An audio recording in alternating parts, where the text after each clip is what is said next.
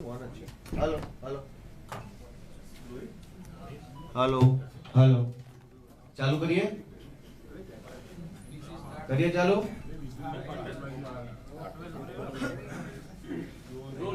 આજની આ પ્રેસ કોન્ફરન્સમાં ઉપસ્થિત તમામ મીડિયા સાથી મિત્રોનું ખૂબ ખૂબ સ્વાગત છે। આજની આ પ્રેસ વાર્તામાં ઉપસ્થિત છે માનનીય દિલ્હી સરકારના મુખ્યમંત્રી અને આમ આદમી પાર્ટીના રાષ્ટ્રીય કન્વીનર શ્રી અરવિંદ કેજરીવાલજી, એવા જ ભારતીય ટ્રાઇબલ પાર્ટીના રાષ્ટ્રીય અધ્યક્ષ અને ડેડિયાપાડાના ધારાસભ્ય માનની શ્રી મહેશભાઈ વસાવા, માનની શ્રી ઈશુદાનભાઈ ગઢવી, માનनीय इंद्रनीलभाई राजगुरु, अमरा तमाम कार्यकर्ताओं आज उपस्थित है। आज ऐतिहासिक दिवस है, खूब गर्वनो दिवस है कि आम आदमी पार्टी द्वारा गुजरातना आदिवासी समाज ने लईने जे कई पण लक्ष्य है, जे सपनू है, जे विजन है, ये माननीय हमारा नेता अरविंद केजरीवाल जी ने माननीय महेशभाई वसावाना माध्यमथी गुजरातनी जनता समक्ष मूकवा जई रह्या छे। त्यारे હું માનનીય અરવિંદ કેજરીવાલજીને વિનંતી કરીશ કે તેઓ આગળની વાત રાખે। अभी तक पिछले कुछ दिनों में कई बार गुजरात आना हुआ और गुजरात के लोगों से जो अपार प्यार, स्नेह, विश्वास मिला है उसके लिए मैं बहुत बहुत गुजरात की जनता का आभारी हूँ। दिल से उनका आभार व्यक्त करता हूँ। आम आदमी पार्टी एक ईमानदार पार्टी है। आम आदमी पार्टी शरीफों की पार्टी है। आम आदमी पार्टी देशभक्तों की पार्टी है। हम लोगों की राजनीति करते हैं, लोगों के मुद्दों की राजनीति करते हैं। हमें लड़ाई झगड़ा, गाली गलौज, दंगे फसाद करने नहीं आते। पहली बार एक पार्टी है जो कि चुनाव में आके जनता के मुद्दों की बात कर रही है और जिस किस्म के मुद्दे हम उठा रहे हैं, आज तक भारत के 75 साल के आज़ाद भारत के इतिहास में किसी पार्टी ने ये मुद्दे नहीं उठाए। स्कूल, बिजली, अस्पताल, पानी, सड़क, कोई पार्टी ये बात नहीं करती। अभी तक हम लोगों ने 3 किस्म की गारंटी दी है। गारंटी मतलब हम कहते हैं कि हम कोई फर्जी मैनिफेस्टो, फर्जी घोषणा पत्र, फर्जी संकल्प पत्र जारी नहीं कर रहे। हम गारंटी दे रहे हैं कि अगर हम ये ना करें तो अगली बार वोट मत देना, अभी से बोल रहे हैं। तो पहली गारंटी हमने दी बिजली की। बिजली की इसलिए दी क्योंकि बिजली को लेके हम जब गुजरात में घूम रहे हैं, लोग बहुत परेशान हैं। बिजली के बिल बहुत ज़्यादा आ रहे हैं। लोग कह रहे हैं कि अपने बच्चों को पालें कि बिजली के बिल भरें। दिल्ली में हमने बिजली फ्री कर दी।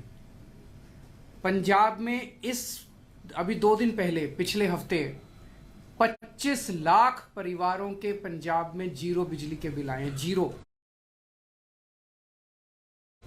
मतलब जीरो, कुछ नहीं आया उसमें। और अगले 1 सितंबर तक 26 लाख और परिवारों के पंजाब में जीरो बिल आएंगे। मतलब 51 लाख परिवारों के पंजाब में जीरो बिल आएंगे। दिल्ली में पिछले कई साल से जीरो बिल आ रहे हैं।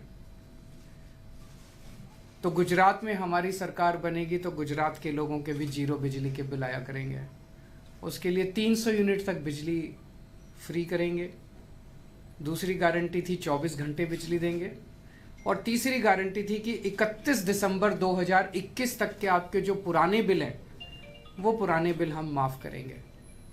ये सबके लिए, चाहे कोई आदिवासी है, SC है, ST है, जनरल है, सबके लिए, सब लोगों को इसका फ़ायदा मिलेगा।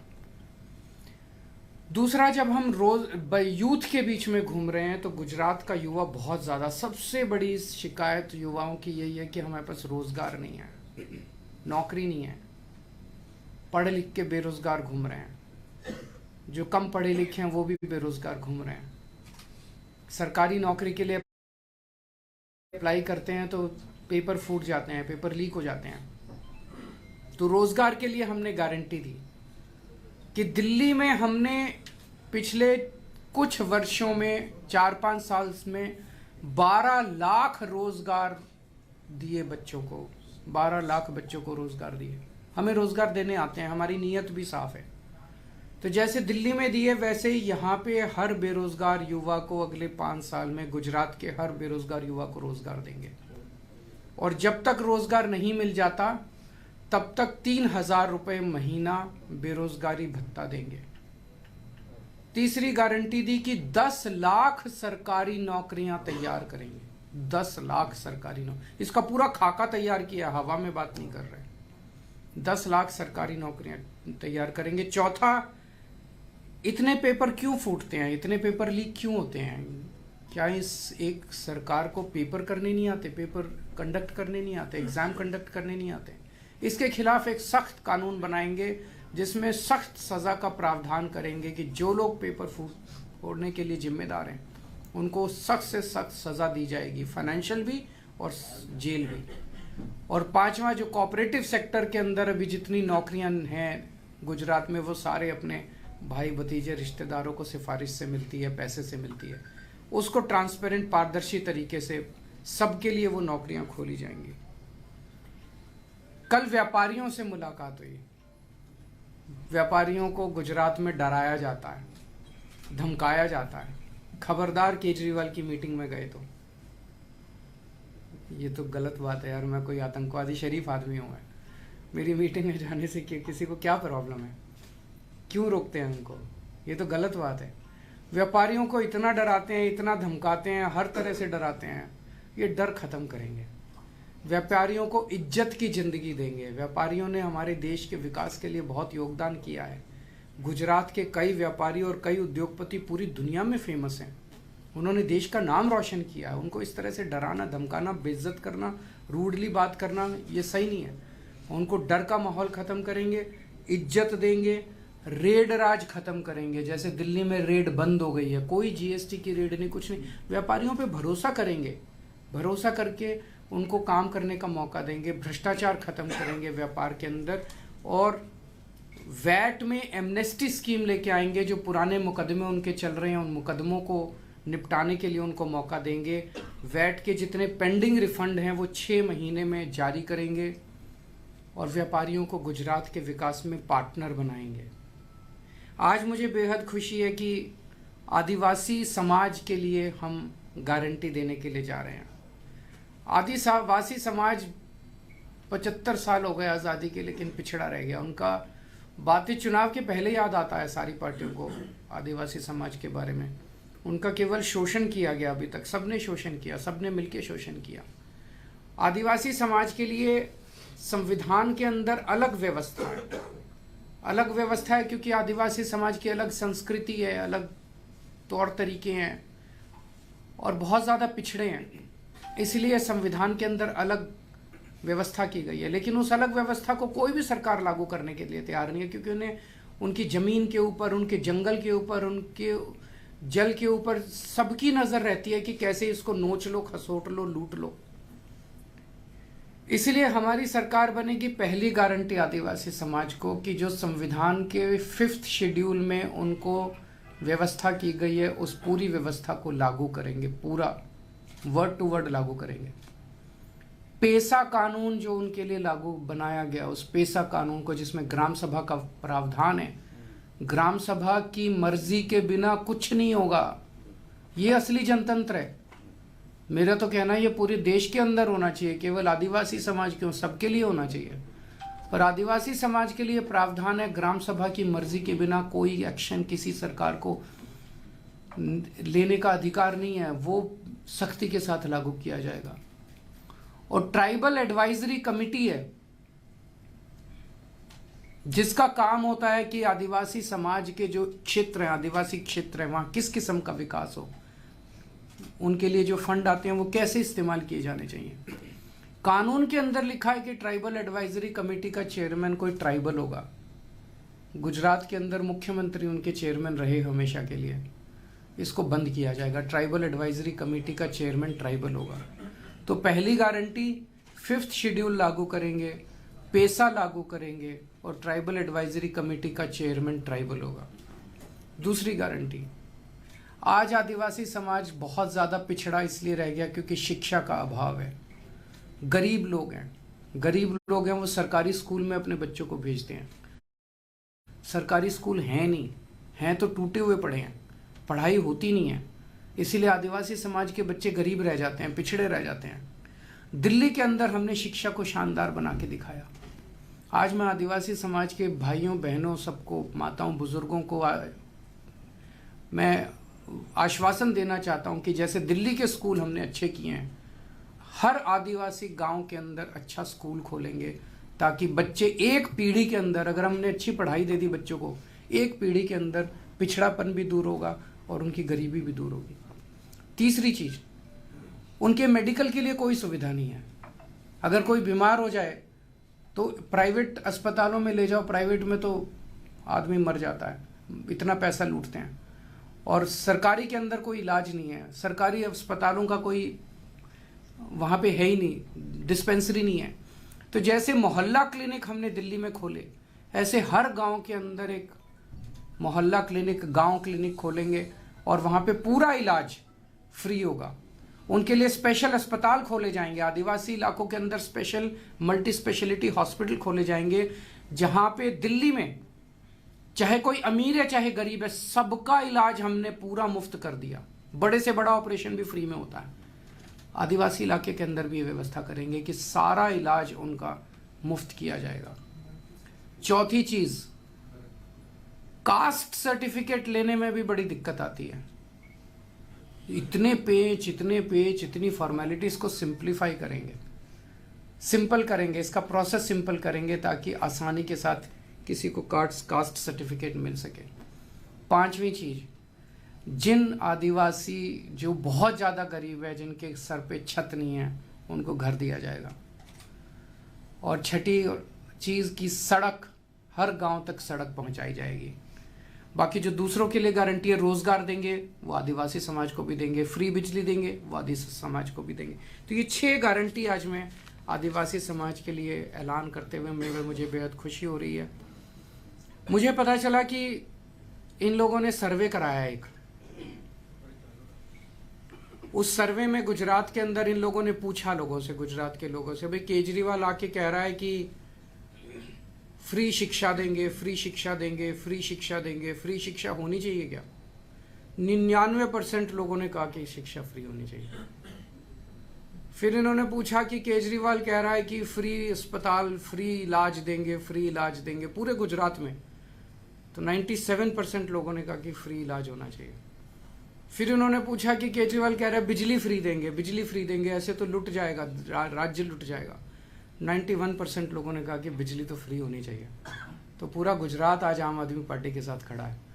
तो उनके सर्वे में भी ये आ रहा है कि जो घोषणा हम कर रहे हैं वो जनता उसको पसंद कर रही है। आने वाला चुनाव आम आदमी पार्टी और बीजेपी के बीच में होने वाला है। कांग्रेस के कई सारे नेता तो बीजेपी में चले गए, कई सारे नेता चुनाव के पहले चले जाएंगे और जो बचेंगे वो चुनाव के बाद चले जाएंगे। तो एक तरह से अब मोर और लेस गुजरात कांग्रेस का गुजरात बीजेपी में मर्जर होने जा रहा है थोड़े दिन के। इनकी ये जो इलू मतलब आई लव यू, तो इलू की जो राजनीति अभी तक चल रही थी बीजेपी और कांग्रेस की, अब ये ख़त्म है। अब ये इलू नहीं चलेगा, जनता की राजनीति चलेगी। जनता की राजनीति केवल आम आदमी पार्टी करती है।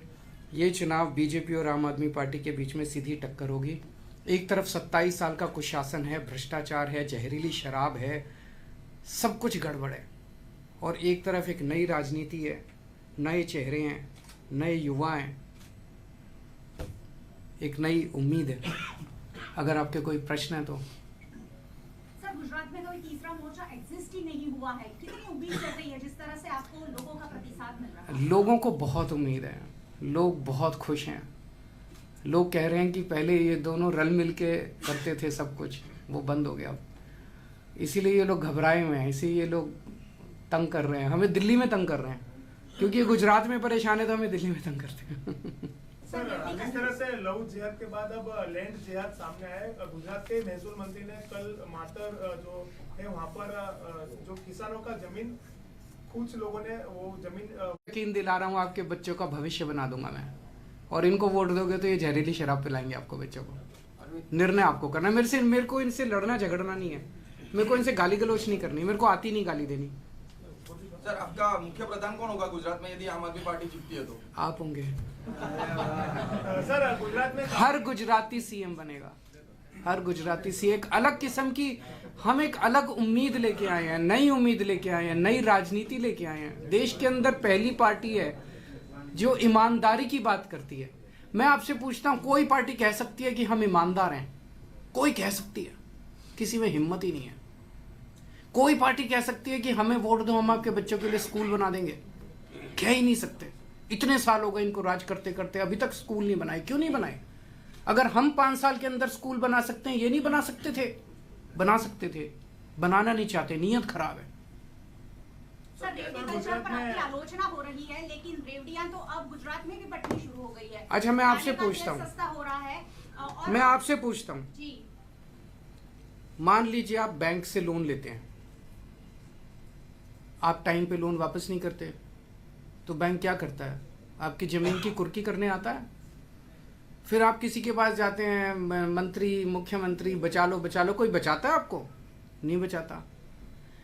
इन्होंने अपने दोस्तों के 10 लाख करोड़ रुपए माफ कर दिए। 10 लाख करोड़ रुपए किस लिए माफ किए? 10 लाख करोड़ रुपए माफ कर दिए अपने दोस्तों के। अब पैसे कम पड़ गए, अभी इनको और माफ करने हैं। तो कह रहे हैं फ्री शिक्षा नहीं होने देंगे, फ्री अस्पताल नहीं होने चाहिए, घाटा होता है सरकार को, बच्चों को फ्री शिक्षा मत दो, फ्री अस्पताल नहीं बनने चाहिए। मैं देश के लोगों से पूछना चाहता हूं कि आपको बच्चों को फ्री शिक्षा देना सही है कि दोस्तों के लोन माफ करना सही है? जिन जिन लोगों के लोन माफ किए गए, एक जांच होनी चाहिए कि उन्होंने इनकी पार्टी को कितना चंदा दिया। फ्री में लोन माफ किए कि कुछ हुआ था? सर अब इस पर भी सुप्रीम कोर्ट द्वारा लगाम कसने की बात हो रही है। देखते हैं सुप्रीम कोर्ट क्या कहता है। मुझे सुप्रीम कोर्ट पे भरोसा है। सर वड़ा प्रधान ने हर घर तिरंगा के हिसाब से एक 13, 14, 15 के दिन एक पहल उठाई है, उसको किस तरीके से देख होना चाहिए। 75 साल हो गए आजादी का, जश्न मनाना चाहिए। लोगों के 75 पास साल घर नहीं है, तिरंगा तो है। ये दुख है, 75 साल की आजादी के बाद आज भी हमारे लोगों के पास स्कूल नहीं है, अस्पताल नहीं है। नरेंद्र मोदी की आलोचना तो करते हैं, लेकिन कांग्रेस पार्टी और आम आदमी पार्टी मेरी- कहीं ना मैं- कहीं पर चिन्हों पर चल रही है। मैं किसी की चाहे आलोचना तिरंगा अभियान हो, चाहे और चाहे मैं किसी की आलोचना नहीं करता। मेरे को किसी की क्यों आलोचना करते हैं? मेरी किसी पार्टी से मेरा कोई विरोध नहीं है, किसी नेता से मेरा विरोध नहीं है। मैं जनता के लिए काम करता हूँ। मैं कहता हूँ मैं बच्चों के लिए स्कूल बनाऊंगा, इस पे कोई आपत्ति किसी को हो सकती है? वो लोग भी बनाए। मैंने तो ओपन ऑफर दिया था कि दिल्ली में मैंने करके दिखा दिया। कोई भी सीखना चाहता है मेरे से, चाहे बीजेपी का मुख्यमंत्री हो, चाहे कांग्रेस का मुख्यमंत्री हो, कोई भी, आप आइए सीखिए। हमारा देश तो एक ही है। अगर हम एक दूसरे से सीखेंगे तभी तो देश तरक्की करेगा। एक दूसरे से लड़ेंगे तो देश तरक्की कैसे करेगा? तिरंगों को लहराने के बाद उनका क्या करना है, इस पर कोई बात नहीं करा है। क्या तिरंगे की आन बान शान कायम रहे? हमेशा के लिए तिरंगा आपके घर पे लहराना चाहिए, हमेशा के लिए। सर जिस तरह से गुजरात में पुलिस के द्वारा ग्रेड पे आंदोलन चल रहा है, क्योंकि काफी समय से उन्होंने ग्रेड पे की मांग सरकार से की, अभी तक उनकी मांग पूरी नहीं हुई है। कर्मचारी जो मंडल वो ये लोग बताएंगे, मैं ज्यादा डिटेल नहीं बताऊंगा। सर एक सवाल खाली है, 1 मिनट इनके जवाब ये दे दें। इसमें बोलो।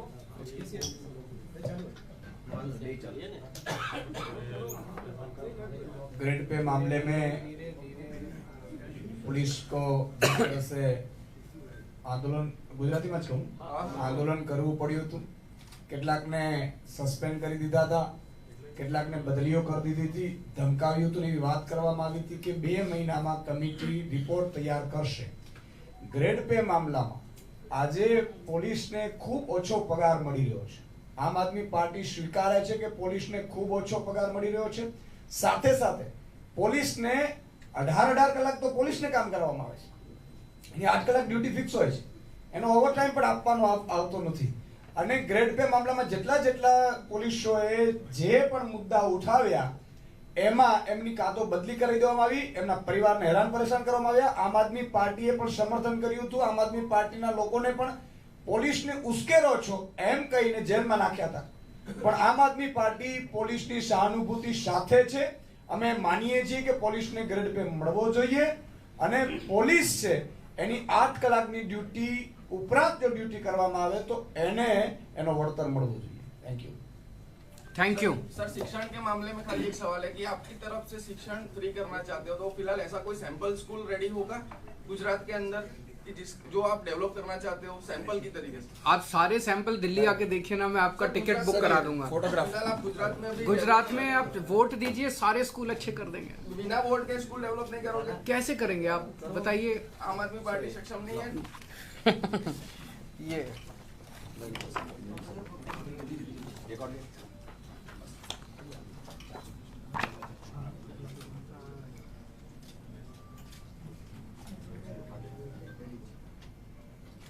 Thank you.